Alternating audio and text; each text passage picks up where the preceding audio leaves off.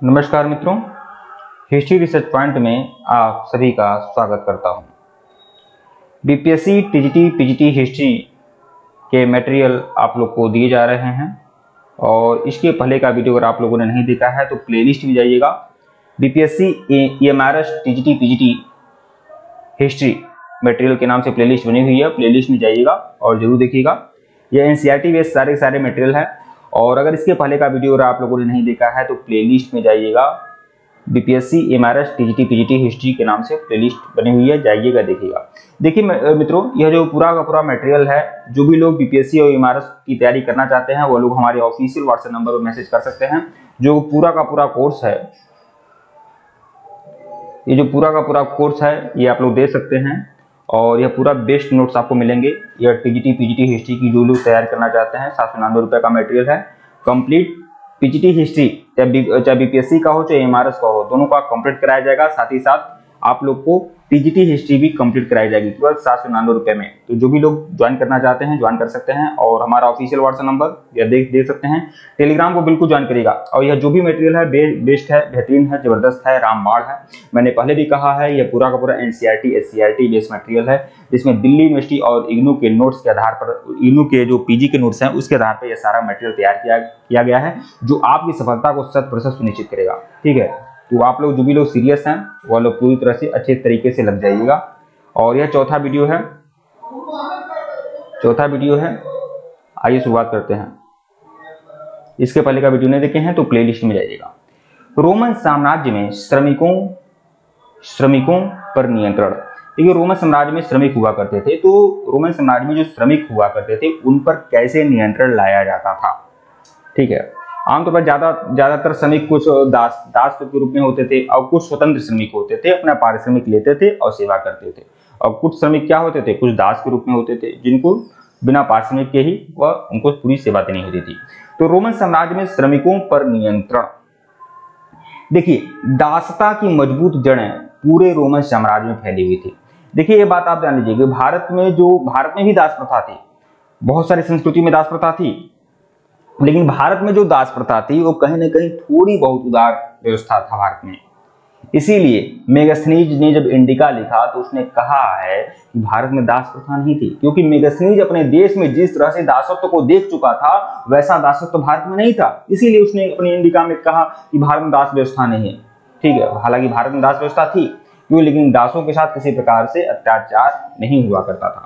ठीक है, तो देखिए, दासता की मजबूत जड़ें पूरे रोमन साम्राज्य में फैली हुई थी, मतलब रोमन साम्राज्य में दास प्रथा भरपूर था और दासों के साथ दुर्व्यवहार भी किया जाता था। दास व्यवस्था इतनी ज्यादा थी रोमन साम्राज्य में कि इटली में 75 लाख की आबादी थी। इटली में कितनी आबादी थी, 75 लाख की आबादी थी और 30 लाख केवल दास थे। तो आप समझ सकते हैं कि 75 लाख लोगों में 30 लाख लोग गुलाम हैं। अब देखिए, 30 लाख लोग गुलाम है लेकिन वह लोग आवाज नहीं उठा पा रहे हैं। अब ये समझ सकते हैं, 30 लाख दास थे। ठीक है, दासों को पूंजी निवेश का दर्जा प्राप्त था। दासों को पूंजी निवेश का दर्जा प्राप्त था, मतलब जिनके पास जितने ज्यादा दास हुआ करते थे वो उतने ही ज्यादा समृद्ध समझे जाते थे। दासों के रूप में लोग पूंजी निवेश करते थे, जैसे 10 दास खरीद लिया फिर उसको महंगे दाम पर कहीं और बेच दिया, ऐसे करके लोग पूंजी निवेश का कार्य करते थे दासों के रूप में। ठीक है, उच्च लोगों द्वारा दासों व श्रमिकों से क्रूरता पूर्वक व्यवहार किया जाता था। उच्च लोगों द्वारा दासों एवं श्रमिकों से क्रूरता पूर्वक व्यवहार किया जाता था। ग्रामीण लोग ऋणग्रस्तता से जूझ रहे थे। जो गांव के लोग हुआ करते थे ऋणग्रस्तता से जूझ रहे थे और जब वह ऋण नहीं चुका पाते थे तो वह क्या हो जाते थे, दास हो जाते थे, या फिर अपने घर के जो बच्चों को ऋण के बदले रख देते थे और वह दास बन जाता था। ठीक है, ऐसे होता था। रोमन साम्राज्य की विशेषताएं। अब रोमन साम्राज्य की कुछ महत्वपूर्ण विशेषताओं को देखेंगे तो देखिए, रोमवासी जो क्या थे, बहुदेववादी थे। बहुदेववादी मतलब बहुत सारे देवी देवताओं की पूजा करते थे रोमवासी। आप लोग जानकर बहुत ही आश्चर्य में पड़ जाएंगे कि आज भी जो सनातन में धर्म में जो पूजा होती है बहुत सारे लोगों की, तो रोमन साम्राज्य में भी उस देवता के लोग पूजा करते थे, लेकिन अलग अलग नामों से करते थे। जैसे रोमवासी क्या करते थे, जुपिटर की पूजा करते थे, जूनो की पूजा करते थे, मिनर्वा की पूजा करते थे, मॉर्स जैसे देवी देवताओं की पूजा रोमवासी किया करते थे। ठीक है, यहूदी धर्म रोमन साम्राज्य का बड़ा धर्म था। देखिए, पहले तो यहूदी नहीं था, ठीक है, लेकिन जब पहले पूजा करते थे लोग बहुदेववादी थे, लेकिन बाद में उनको क्या हुआ, कुछ दिन बाद वह लोग क्या हुए, यहूदी धर्म को मानने लगे। तो यहूदी धर्म रोमन साम्राज्य का सबसे बड़ा धर्म बन गया था। ठीक है, सम्राट डायोक्लिशियन द्वारा सीमाओं पर किला बनाया गया। रोमन साम्राज्य की सीमाओं की रक्षा के लिए सबसे पहले रोमन शासक रोमन सम्राट डायोक्लिशियन द्वारा क्या किया गया, सीमाओं पर किला बनवाया गया, किलेबंदी की गई थी। सम्राट कांस्टेंटाइन, देखिए सम्राट कांस्टेंटाइन, देखिए डायोक्लिशियन ने क्या किया, सीमाओं पर क्या किया, किला बनवाया। सम्राट कांस्टेंटाइन ने क्या किया, ईसाई धर्म को राजधर्म घोषित किया। मतलब ईसाई धर्म को राजधर्म घोषित करने का कार्य किसने किया था, सम्राट कांस्टेंटाइन ने। ठीक है, साम्राज्य के पश्चिमी भाग में उत्तर से आने वाले समूहों, अब देखिए साम्राज्य जो है, जो रोमन साम्राज्य था, उसके पश्चिमी भाग में उत्तर से आने वाले समूहों जैसे गोथ, बैंडल, लोम्बार्ड आदि ने बड़े बड़े प्रांतों पर कब्जा करके रोमन साम्राज्य को रोमोत्तर राज्य स्थापित कर लिया। मतलब रोमन साम्राज्य को क्षति पहुंचाया। साम्राज्य के पश्चिम भाग में उत्तर से आने वाली बहुत सारी जनजातियां, यह सभी जर्मनी की जनजातियां थी, गोथ, बैंडल या लोम्बार्ड, इन्होंने क्या किया, बहुत सारे प्रांतों पर कब्जा कर लिया। तो कांस्टेंटाइन के समय में क्या हुआ, ईसाई धर्म को राजधर्म बनाया गया, यह बात जान लें। और डायोक्लिशियन के समय में सीमाओं पर किलेबंदी की गई थी, प्रांतों का पुनर्गठन किया गया। बाद में रोमन साम्राज्य के बहुत सारे प्रांतों का पुनर्गठन किया गया और सैनिक और एवं असैनिक कार्यों को अलग कर दिया गया। मतलब जो लोग सैनिक कार्य करते थे वो असैनिक कार्य नहीं करते थे, दोनों कार्यों को क्या किया, अलग कर दिया गया। रोमन साम्राज्य के सैनिक प्रबंधन की विशेषताएं, अब देखिए रोमन साम्राज्य में जो सैनिक प्रबंधन था, मतलब सैनिकों के मैनेजमेंट की जो विशेषताएं थी उसे आप लोग समझ लेंगे। देखिए रोमन साम्राज्य में क्या था ना, जो सेना हुआ करती थी वो बहुत महत्वपूर्ण संस्था हो गई थी और वह एक व्यवसायिक संस्था हो गई थी। सेना जो थी नियंत्रण रखा करती थी, सब लोग उनसे डरा करते थे। जो बड़े बड़े अधिकारी थे, जो जो भी सम्राट के अंग हुआ करते थे, वह भी इनसे भय खाते थे। कभी कभी सेनाएं क्या करती थी, गृह युद्ध कर दिया करती थी, बहुत ज्यादा संगठित हुआ करती थी सेनाएं। ठीक है, तो रोमन जो सेना थी वह राजनीति की महत्वपूर्ण संस्था थी, व्यवसायी सेना थी। वह क्या करती थी, व्यापार भी करती थी, वह सेना बहुत ज्यादा हस्तक्षेप करती थी। सेवा करने की अवधि निश्चित होती थी, मतलब सेवाओं, एक व्यक्ति को, एक सेना को क्या होता था, एक सैनिक को 25 वर्षों तक सेवा देनी होती थी। यह सबसे बड़ा एकल निकाय था, क्या, सेना। सेनेट में सेना का डर था। सेनेट मतलब क्या, मतलब जो भी मंत्रिमंडल था, मिनिस्ट्री थी सम्राट की, उसको सेनेट बुलाया जाता है। तो सेनेट में क्या था, सेना का डर हुआ करता था। मतभेद होने पर गृह युद्ध होता था, मतलब सेनाओं के मध्य क्या हो जाता था, गृह युद्ध हो जाता था। आंदोलन व विद्रोह हुआ करते थे, मतलब सैनिक जो थे अपने वेतन वृद्धि के लिए या अपने किसी भी मांग के लिए हमेशा आंदोलनरत हुआ करते थे, हमेशा विद्रोह किया करते थे। और यही रीजन था कि रोमन साम्राज्य का पतन हुआ, क्षति हुआ। ठीक है, शासकों का भाग निर्धारित करने की शक्ति व्याप्त थी, किसमें, सेनाओं में। सेनाएं जो थी विद्रोह किया करती थी, गृह युद्ध कर दिया करती थी और इस तरह से क्या करती थी, शासकों का भाग निर्धारित करने की शक्ति इनके पास क्या थी, व्याप्त थी। दास प्रजनन, इसे हम लोग अच्छे तरीके से समझ लेंगे। जैसा कि हमने बताया कि रोमन साम्राज्य में दास व्यवस्था थी, दासत्व था और जिनके पास जितने ज्यादा दास हुआ करते थे वह उतने ज्यादा समृद्ध माने जाते थे। दासों को पूंजी निवेश का साधन भी माना जाता था। लोग इन्वेस्ट किया करते थे, मेरे पास 100 दिरहम है या 100 कोई भी यूनिट है, तो मैं क्या करता हूँ, 100 दास खरीद लेता हूँ। फिर वह एक दास की कीमत 3 गुना बढ़ जाती थी किसी समय। ठीक है, इस तरह से लोग क्या करते थे, इन्वेस्ट किया करते थे।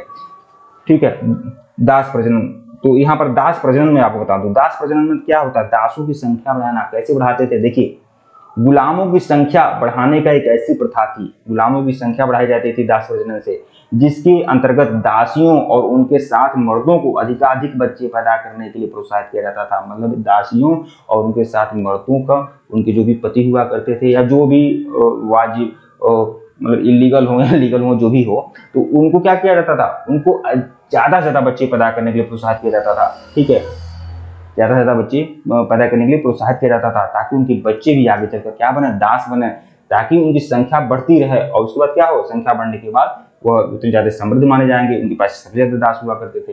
ठीक है, दास श्रमिक की समस्याएं। अब जो दास श्रमिक हुआ करते थे भाई, जिन्हें दासता जन्म से ही मिल गई थी, और क्या थे, दास श्रमिक थे।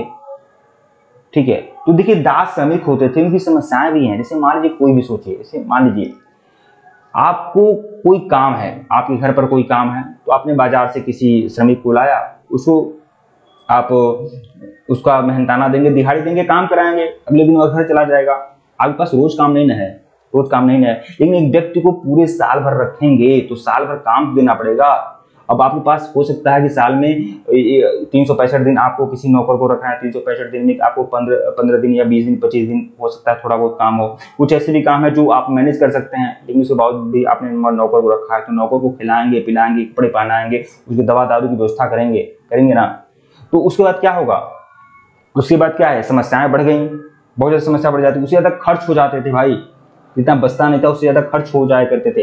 तो दास जो श्रमिक होते थे उनके साथ क्या समस्याएं थी, देखिए रोम में सरकारी, देखिए इसीलिए क्या हुआ, रोम में मतलब रोमन साम्राज्य में क्या हुआ, जो सरकारी निर्माण कार्य होते थे, जो बड़ी बड़ी इमारतें बनती थी, सड़कें बनती थी, गलियां बनती थी, नहरें बनती थी, उसमें क्या हुआ, उसमें मुक्त श्रमिक का प्रयोग होने लगा। मतलब दासों को नहीं, लोग भाई पैसा लो काम करो, मुक्त श्रमिक, ठीक है, मुक्त श्रमिक का प्रयोग होने लगा। क्योंकि जो दास हुआ करते थे बहुत ज्यादा महंगे पड़ जाते थे भाई, कौन साल भर पूरे जीवन भर कौन कमाएगा, खिलाएगा पिलाएगा, और उनको क्या बोलते हैं वस्त्र देगा दवा देगा, कौन उनका पालन पोषण करेगा कुछ काम के लिए। इससे अच्छा क्या है कि पैसा दो और काम लो, ठीक है, ऐसे करके। तो देखिए रोम में सरकारी निर्माण कार्यों पर स्पष्ट रूप से मुक्त श्रमिक का प्रयोग किया गया। मुक्त श्रमिक मतलब क्या, वह श्रमिक जो पैसे लेते हैं और काम करते हैं।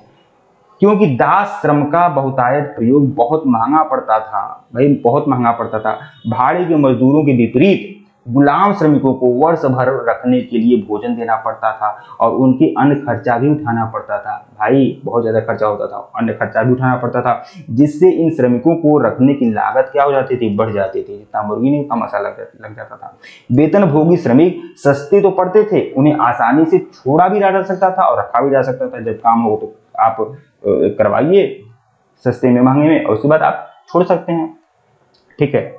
साम्राज्य में श्रम प्रबंधन की विशेषताएं। अब साम्राज्य में जो श्रम प्रबंधन है उसकी क्या विशेषता थी, देखिए दास श्रम महंगा होने के कारण दासों को मुक्त किया जाने लगा। अब देखिए जब श्रम प्रबंधन नहीं हो पाया, दासों को जो दूध दिया जा रहा था, जो खर्चा दिया जा रहा था बहुत महंगा होने लगा। उसके बाद क्या हुआ, लोग दासों को छोड़ने लगे, मुक्त करने लगे, भाई जाओ भाई हटो यहाँ से, मेरे पास इतना नहीं है तुमको खिलाने का पिलाने का और रखने का, ठीक है। तो दास श्रम महंगा होने के कारण क्या हुआ, दासों को मुक्त किया जाने लगा, ठीक है।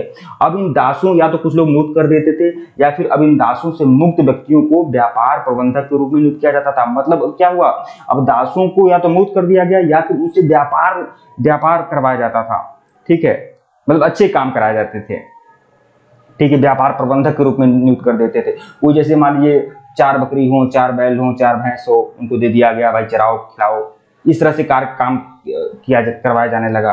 कोई रोजगार करवाया जाने लगा।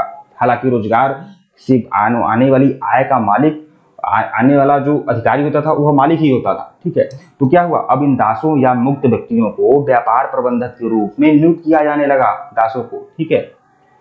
मालिक गुलामों अथवा मुक्त हुए गुलामों को अपनी ओर से व्यापार चलाने के लिए पूंजी दिया करते थे, यहाँ तक कि पूरा कारोबार भी सौंप देते थे। मतलब लोग उदार होने लगे, समझ गए कि कोई मतलब है नहीं, ठीक है।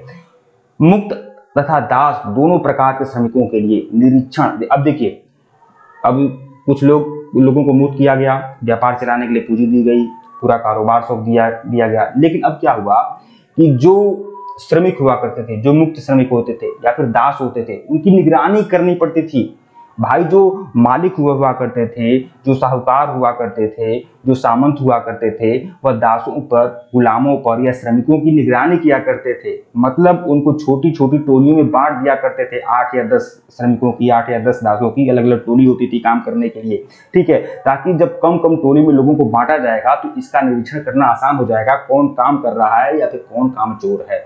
तो मुक्त या दास दोनों प्रकार के श्रमिकों के लिए निरीक्षण सबसे महत्वपूर्ण पहलू था। निरीक्षण को सरल बनाने के लिए कामगारों को कभी कभी छोटे दलों में बांट दिया जाता था, मतलब छोटे छोटे गुटों में बांट दिया जाता था।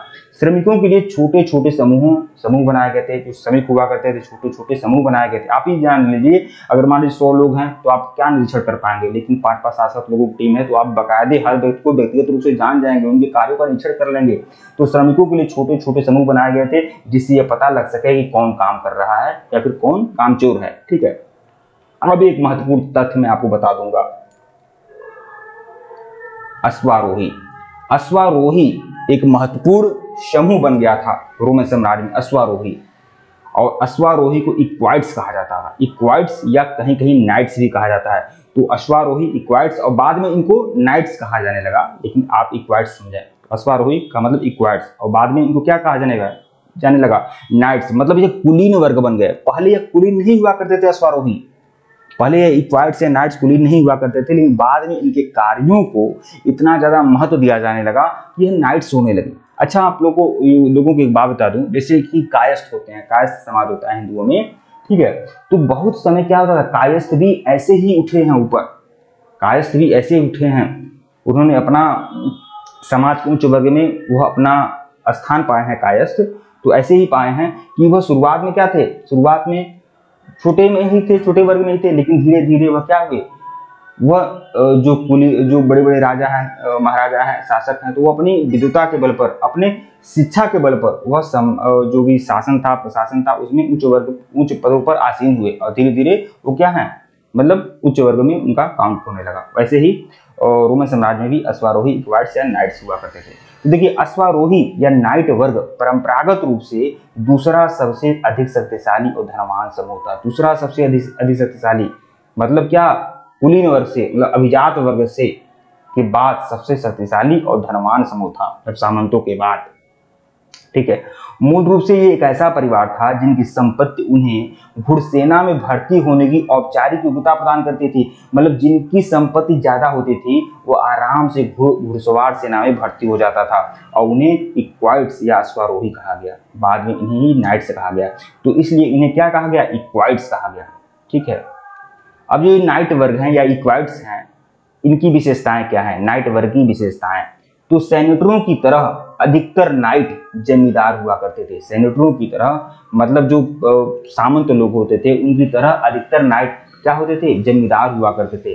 ये सेनेटरों के विपरीत उनमें से कई लोग, देखिए अब देखिए, सेनेटर तो सिर्फ जमींदार हुआ करते थे, लेकिन नाइट वर्ग क्या था, जमींदार भी हुआ करता था। इसके अलावा वह जहाजों का मालिक होता था, वह उसकी खुद की जहाज हुआ करती थी। वह व्यापारी भी हुआ करते थे, व्यापार करते थे। शाहूकार भी हुआ करते थे, शाहूकारी करते थे। लोगों को लोन दिया करते थे। इसलिए जनता का क्या हुआ, यह जनता का सम्मानित वर्ग बन गया था नाइट्स, ठीक है। पहले लोग जो नाइट्स कहलाना पसंद नहीं करते थे, वो बाद में नाइट्स कहलाना अपने आप को पसंद करने लगे रोमन साम्राज्य में, ठीक है। तो यह पूरा का पूरा जानकारी थी, ठीक है। ये पूरा चैप्टर था आपका कि 3 महाद्वीपों में फैला हुआ साम्राज्य, एनसीईआरटी का, ठीक है।